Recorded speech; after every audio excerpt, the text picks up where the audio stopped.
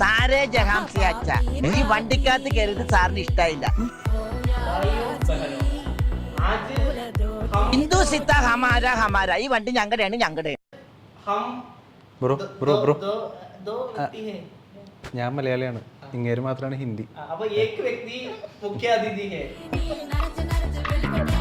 എവിടെയോ എന്തോ ഒരു തകരാറും. ഹിന്ദിക്കാരി മോനെ ഒത്തിരി വിഷമിക്കണ്ട, എനിക്ക് മലയാളം നന്നായിട്ട് അറിയാം. ജോസഫ് കുട്ടിക്ക് മലയാളം അറിയാം. സാരില്ലടാ, നീ എവിടെ പരിപാടി അവതരിപ്പിച്ചാലും ഇത് തന്നെയാണല്ലോ നിന്റെ വിധി. അറിയാം ഇവിടെ വന്നിട്ട് ഈ ജൂലൈയിൽ 14 years ആകും. പാവം, അവൻ വിജൃംഭിച്ചു പോയി. അത്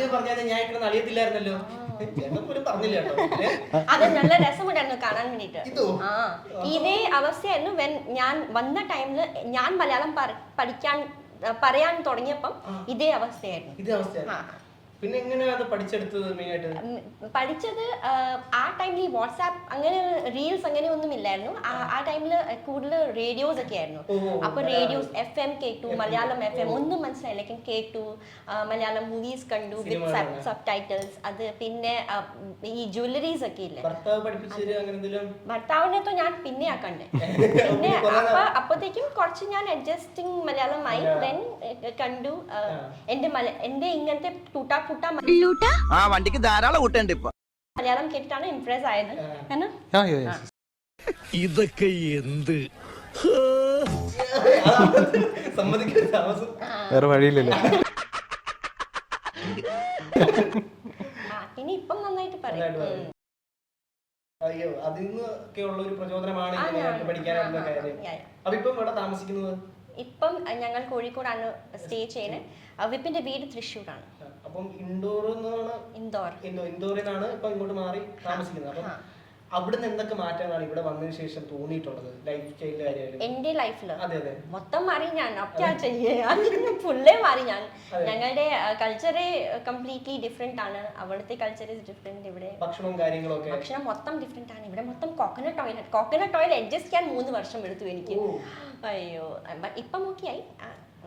അപ്പൊ ഇവിടെ വന്നതിന് ശേഷം ഇങ്ങനെ ഒരു കലാമേഖലയിലേക്ക് ഒരു സ്റ്റാൻഡപ്പ് പോലുള്ള, ഇവിടെ മലയാളം നമ്മൾ പറയാൻ തന്നെ വലിയ ബുദ്ധിമുട്ടുമ്പോ അവിടെ കയറി ഒരു സ്റ്റാൻഡപ്പ് ഒക്കെ ചെയ്യാന്ന് പറഞ്ഞു കഴിഞ്ഞാൽ വലിയ കാര്യമാണ്. അപ്പൊ അതിലേക്കൊരു വഴിത്തിരിവ് അങ്ങനെയാണ്. എനിക്ക് പണ്ട് തൊട്ടേ ചാലഞ്ചിങ് കാര്യങ്ങൾ ചെയ്യാനാണ് കൂടുതൽ ഇഷ്ടം. അപ്പൊ എന്നെ കൊണ്ട് പറ്റത്തില്ല എന്ന് തോന്നിയാൽ ഐ ഡു ദാറ്റ്. ഞാൻ ചെയ്യും, ഞാൻ ട്രൈ ചെയ്യും. അത് മാക്സിമം ഞാൻ ട്രൈ. അങ്ങനെ എന്റെ കുഞ്ഞിലെ ഉള്ള ഒരു ഹാബിറ്റ് ആണ്. സാറിന്റെ അച്ഛനെ വിളിച്ചതാ.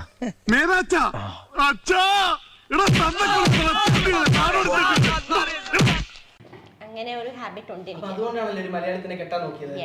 അതൊരു ചലഞ്ച് ആയിരുന്നോ? അതൊരു ചലഞ്ച് എന്ന് പറഞ്ഞാൽ എനിക്ക് ഒരു ലൈൻ ഉണ്ടായിരുന്നു. വേറെ കോളേജിൽ പഠിക്കുന്ന ടൈമില് ആവശ്യമില്ലാത്ത ചോദ്യങ്ങൾ ചോദിക്കരുത്. ഇതൊക്കെ അറിയാം. നമുക്കും ഒരു ലൈൻ ഉണ്ടായിരുന്നു. ബരാബറാണ്, ബരാബർ. ബ്രേക്കപ്പ് ഒക്കെ ആയി ഞങ്ങൾ രണ്ടുപേരും ഡിപ്രഷൻ അടിച്ചിരുന്ന ടൈമിലാണ് ഞാൻ കണ്ടത്. ദെൻ ഐ തോട്ട് എങ്ങനെ പോണം, ഇവിടുന്ന് പോണം. എന്റെ പാരന്റ്സ് പറഞ്ഞു മോള് തിരിച്ചു വാ. ഞാൻ പറഞ്ഞു ഇല്ല മമ്മ, ഇനി ഞാൻ മലയാളിനെ കെട്ടത്തുള്ളൂ, അവന്റെ ഫ്രണ്ടിൽ തന്നെ ഞാൻ നിൽക്കത്തുള്ളൂ. അങ്ങനെ ഞാൻ കണ്ടുപിടിച്ചു. അപ്പൊ സെയിം വൈബ്. അതും തേപ്പ് കിട്ടി, ഞാനും തേപ്പ് കിട്ടി. ഞങ്ങൾ ഒരു തേപ്പ് പോയി. അങ്ങനെ ഞങ്ങൾ സെറ്റായി. അപ്പൊ ഭർത്താവിനോട് കുറിച്ച് കാര്യം ചോദിക്കാനുള്ളത്, ചിലപ്പോൾ ഒരു സ്റ്റാൻഡപ്പ് കോമഡിയിൽ ഭാര്യ അവിടെ പെർഫോം ചെയ്യുന്ന സമയത്ത് എന്താണ് അത് ഫീൽ ചെയ്യുന്നത്? How do you feel that? Feel in sense like എനിക്ക് ഭയങ്കര പ്രൗഡ് ഫീലാണ്. എന്ന് പറഞ്ഞാൽ വെന്നെവർ അനുവിനെ ആ ഒരു ഫ്രെയിമിൽ കാണുമ്പോൾ ഭയങ്കര ഒരു പ്രൗഡ് ഫീലാണ്. എന്ന് പറഞ്ഞാൽ ആക്ച്വലി ഞങ്ങൾ മോളുടെ ഒരു ഇതിലാണ് ഞങ്ങൾ ഇവിടെ എത്തിപ്പെടുന്നത്. പക്ഷെ അവിടെ നിന്ന് പിന്നെ ശരിക്കും പറഞ്ഞാൽ അനുവിൻ്റെ ഒരു കരിയർ ഗ്രോത്ത് ആയിരുന്നു. ഇപ്പോൾ ഈ പറഞ്ഞ പോലെ ചാലഞ്ചസ് എന്ന് പറയണതുണ്ടല്ലോ, അത് ആൾ പറഞ്ഞത് ഭയങ്കര സത്യമാണ്. ആളെപ്പോഴും ഇപ്പം ഞാനും അതെ ചാലഞ്ചുകളോ ഇങ്ങനെ ഓരോന്നും ഇങ്ങനെ ഫേസ് ചെയ്തുകൊണ്ടിരിക്കുകയാണ്. അപ്പോൾ ആ ഒരു ഗ്രോത്ത് എന്ന് പറയണത് ഭയങ്കരമാണ് അല്ലേ.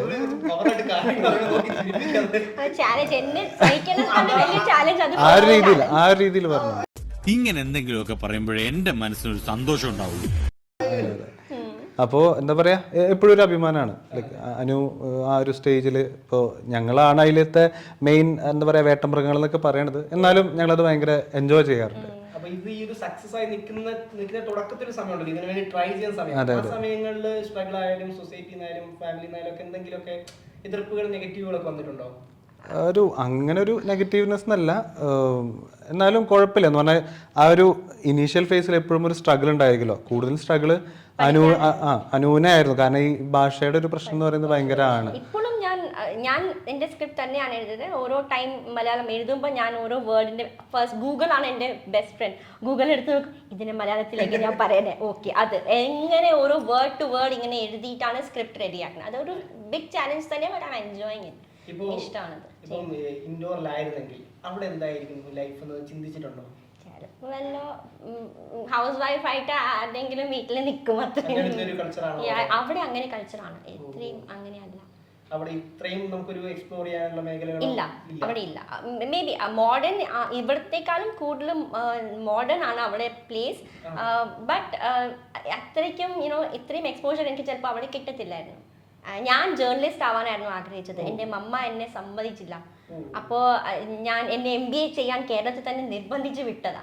അപ്പൊ ഞാൻ ഇവിടെ വന്നപ്പോഴാണ് ടോട്ടലി ചേഞ്ച്ഡ് ആയത്. I love Kerala. എനിക്ക് എന്റെ നാട്ടിൽ പോകാൻ ഇഷ്ടമില്ല. എനിക്ക് എന്റെ നാട്ടിൽ പോകുമ്പോൾ എനിക്ക് ഒരുപാട് ഹെൽത്ത് ഇഷ്യൂസ് വരും. അവിടുത്തെ ക്ലൈമറ്റ് എനിക്ക് ഇപ്പൊ പിടിക്കുന്നില്ല. ഇവിടുത്തെ വെള്ളം, ഞങ്ങൾക്ക് വെള്ളമേ ഇല്ല. മധ്യപ്രദേശിൽ വെള്ളം ഒന്നുമില്ല. അപ്പൊ ഇവിടെ വന്നപ്പോ ഫസ്റ്റ് ടൈം ഞാൻ ചെറായി ബീച്ചിലാണ് ഫസ്റ്റ് ടൈം കടൽ കണ്ടപ്പോ ഐ ഗോട്ട് മാഡ്. അയ്യോ ഇത്രയും വെള്ളം എന്റെ ലൈഫിൽ ഞാൻ കണ്ടിട്ടില്ല, ഇത്രയും വെള്ളം. സോ അതൊക്കെ കണ്ടപ്പോൾ ഇറ്റ് വാസ് വെരി എക്സൈറ്റിംഗ്. വെള്ളം കണ്ടപ്പോൾ ഞാൻ ഭയങ്കര എക്സൈറ്റ് ആയി. പിന്നെ അങ്ങനെ നല്ല നല്ല രസമാണ് ഇവിടെ. ഫുഡും ഇപ്പം നല്ലതായിരിക്കും. അപ്പം ഈ ഒരു ഫാമിലിയുമായിട്ടുള്ള ഒരു വേറൊരു നാട്ടിൽ നിന്നൊക്കെ കല്യാണം കഴിക്കുമ്പോൾ ഉള്ള ഫാമിലി ഇഷ്യൂസും പ്രോബ്ലങ്ങളും അങ്ങനെ എന്തെങ്കിലുമൊക്കെ ഫേസ് ചെയ്തിട്ടുണ്ടായിരുന്നു? ശരിക്കും പറഞ്ഞു കഴിഞ്ഞാൽ അല്ല, ശരിക്കും പറയാൻ അതെ, കണ്ണൂരിൽ നിന്ന് എനിക്കൊരു ഇതേപോലെ പ്രപ്പോസലും കാര്യങ്ങളൊക്കെ വന്നതാണ്. അപ്പം അന്ന് ആ ഒരു പ്രപ്പോസൽ റിജക്റ്റ് ആവാൻ അല്ലെങ്കിൽ റിജക്റ്റ് ചെയ്യപ്പെടാനുണ്ടായ ഒരു സാഹചര്യം എന്ന് പറയുന്നത് ദൂരെ കൂടുതലായിരുന്നു. തൃശ്ശൂർ ടു കണ്ണൂർ എന്ന് പറയുന്നത് 100-200 കിലോമീറ്റർ ഉണ്ട്. പക്ഷെ അത് വിട്ടിട്ടാണ് ഒരു അതെ, ഇതിപ്പോ അത് 200 ആണെങ്കിൽ ഇതൊരു 2500 കിലോമീറ്റർ വ്യത്യാസമാണ്.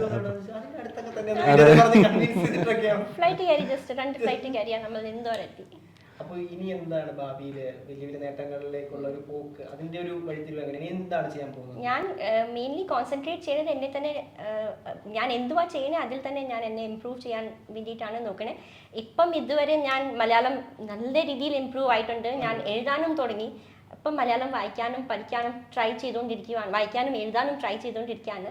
ദെൻ വാട്ട് എവർ കംസ് ഞാൻ അതിൽ തന്നെ എന്തുവാണ് ഞാൻ ചെയ്യാൻ പോണേ അതിൽ തന്നെ ഞാൻ കോൺസെൻട്രേറ്റ് ചെയ്യും. ഞാനൊരു 5-6 വർഷം സ്കൂളിൽ പഠിക്കുമ്പോഴേ ഹിന്ദി പഠിച്ചിരിക്കാൻ ഒരു വാക്കൊന്നും പറയാനില്ല. എനിക്ക് ആകെ ഓർമ്മയുള്ളത് ആവോ ജൽദിയാവോ പണ്ട് പഠിച്ച കവിത മാത്രം. എന്നിട്ട് ആ ഒരു ഇത്രയും ടഫ് ആയിട്ടുള്ള മലയാളം പഠിക്കുന്ന അപേക്ഷ നോക്കുമ്പോൾ ഹിന്ദി പഠിക്കുന്നതാണ് ഭയങ്കര എളുപ്പമാണ്. എളുപ്പമാണ്, പക്ഷെ മനസ്സ് വെക്കണം.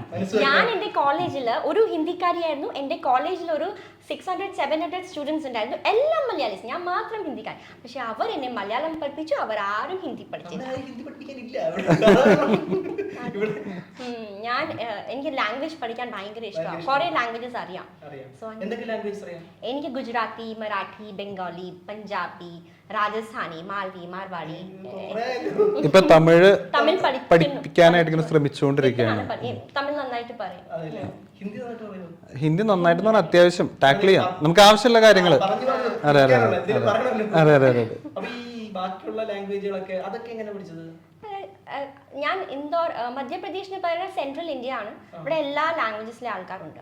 ഞാൻ പഠിച്ചത് ഗുജറാത്തി കോളേജിലാണ്, ഗുജറാത്തി അറിയും. പിന്നെ മാൽവിയാണ് മധ്യപ്രദേശിലെ ലാംഗ്വേജ്. ഞങ്ങളുടെ ലാംഗ്വേജ് മാൽവി. ഹിന്ദിനേക്കാളും കൂടുതൽ മാൽവിയാണ് യൂസ് ചെയ്യുന്നത്. പിന്നെ മാർവാടി, രാജസ്ഥാനി സിമിലർ ആണ്. ബംഗാളി, ആ ബംഗാളി പറഞ്ഞപ്പോ ഞാനിവിടെ ബംഗാളിയായിരുന്നു. ഇപ്പം ബ്രോയോട് വലിയൊരു ചോദ്യം ചോദിക്കാനുള്ളത്, ഇപ്പോൾ ഇൻഡോർ പോലത്തെ ഒരു സ്ഥലത്ത് നിന്ന് കേരളത്തിൽ വന്നിട്ട് ഇവിടെ താമസിച്ച് ഇങ്ങനെ ഒരു പല മേഖലകൾ എക്സ്പ്ലോർ ചെയ്യാനായിട്ട് ഭാര്യ ശ്രമിക്കുമ്പോൾ അതിനുവേണ്ടി ചെയ്യുന്ന പ്രചോദനം ചെറുതല്ല. അപ്പോൾ പല സ്ത്രീകൾക്കും അവരുടെ ഭർത്താവിൽ നിന്നും അങ്ങനെ ഒരു പ്രചോദനം കിട്ടുന്നില്ല. അപ്പോൾ അങ്ങനെ ഒരു അവസരത്തിൽ അവരോട് എന്താണ് ഇപ്പോൾ പറഞ്ഞു വെക്കാറുള്ളത്? ശരിക്കും പറഞ്ഞാൽ മുൻപായിരുന്നെങ്കിൽ ഇപ്പോൾ എനിക്ക് തോന്നുന്നു വളരെ ഒരു എന്താ പറയുക ഒരു ടിപ്പിക്കൽ ഒരു ടോപ്പിക്കാണ് ഇപ്പോൾ ബ്രോൻ്റെ അടുത്ത് പറഞ്ഞത്. അപ്പോൾ എൻ്റെ ഒരു സജഷൻ അല്ലെങ്കിൽ എൻ്റെ ഒരു ഇപ്പം ഞാൻ ചെയ്തുകൊണ്ടിരിക്കുന്നത് എന്ന് പറയുന്നത് നമ്മെക്കൊണ്ട് ഇപ്പം എന്നെ കൊണ്ടാവുന്ന രീതിയിൽ എല്ലാം ഞാൻ അനുവിനെ സപ്പോർട്ട് ചെയ്യുന്നുണ്ട്.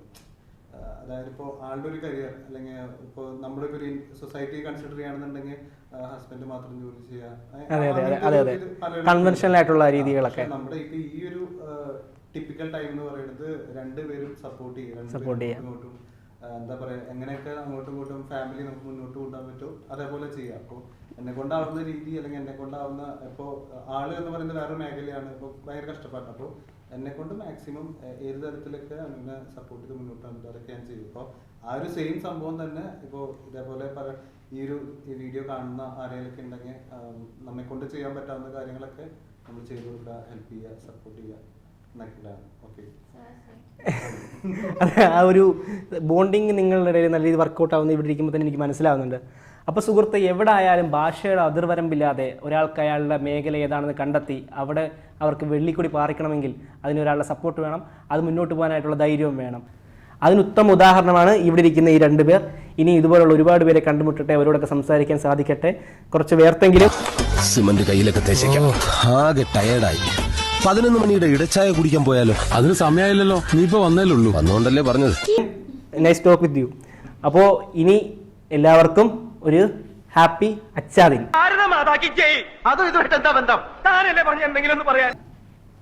ധന്യവാദം.